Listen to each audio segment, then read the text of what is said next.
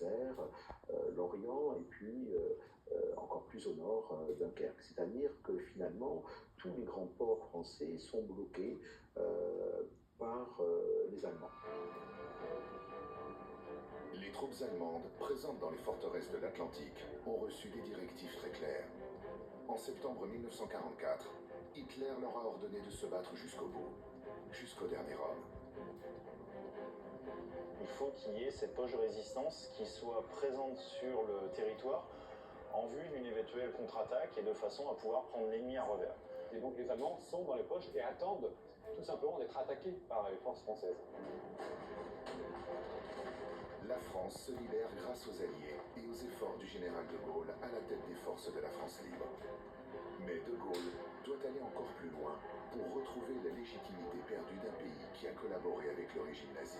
Royan commande l'entrée de la Gironde, donc c'est une cible tout à fait légitime. Elle bloque l'accès au port de Bordeaux. Également, le général de Gaulle cherche par cette libération militaire. Mais pour mener à bien cette opération à Royan, de Gaulle a besoin du feu vert des Alliés.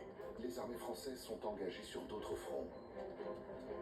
Pour ce faire, il va demander au quartier général s'adresse aux Français dans un message diffusé aux actualités cinématographiques. Principale ville du Royannais et de la presqu'île d'Arvers en Charente-Maritime, Royan est situé sur la rive droite de l'estuaire de la Gironde. Avec la mode des bains de mer importés d'Angleterre, la ville surnommée la perle de l'Atlantique et ses plages de sable fin deviennent dans l'entre-deux-guerres, au fil des années, une destination très prisée de la bourgeoisie. Avec la guerre, ses habitants se retrouvent pris au piège en zone occupée.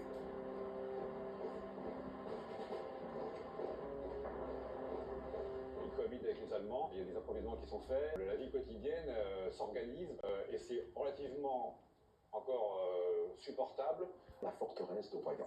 Et donc, le commandement militaire allemand veut se débarrasser de ces civils, qui sont autant de bouches à nourrir. Et puis, sous couvre-feu allemand et coupé du reste de la France libérée, des habitants de Royan hésitants se décident à partir. C'est le cas de la famille de Jean-Pierre Geoffroy.